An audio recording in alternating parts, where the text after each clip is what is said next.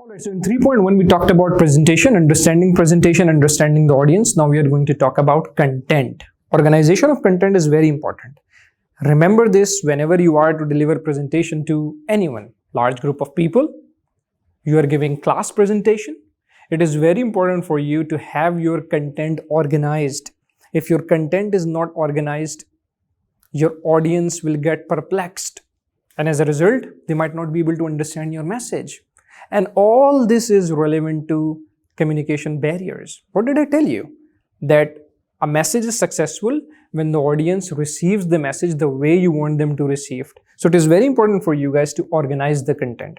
So the 3 steps, there are 3 things that you have to keep in your mind for the organization of the presentation. Number 1, tell your audience what you are going to tell them. It is very important. Do not start without this point. Introduce the agenda of the presentation. Tell the audience that what you are going to tell them. Point number 2, tell them. It is not enough merely telling your audience that today we are going to talk about how COVID-19 has affected the education sector. Then in the second point, you have to tell them how COVID-19 has affected the education sector. For instance, now we are all studying online. Institutions have resorted to online means of teaching. See, now point number 3.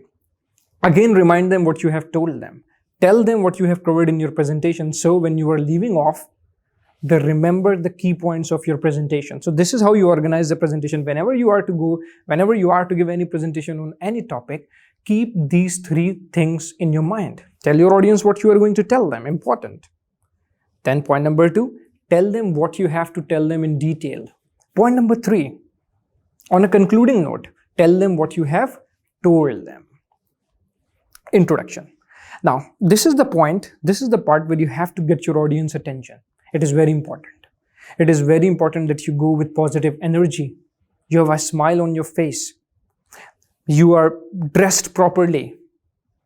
You have gone through the content of your presentation. So it is very important for you to get your audience attention.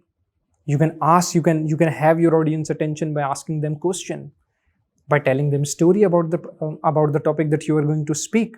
Questions will always make your audience inquisitive, and in this way you can have your audience attention. Then the body of the presentation. Give attention to the limited number of key ideas. Do not start revealing all the points at one time. Your audience might not be able to understand. They might not be able to comprehend all the important points. So what you need to do, you have to tell them important points one by one.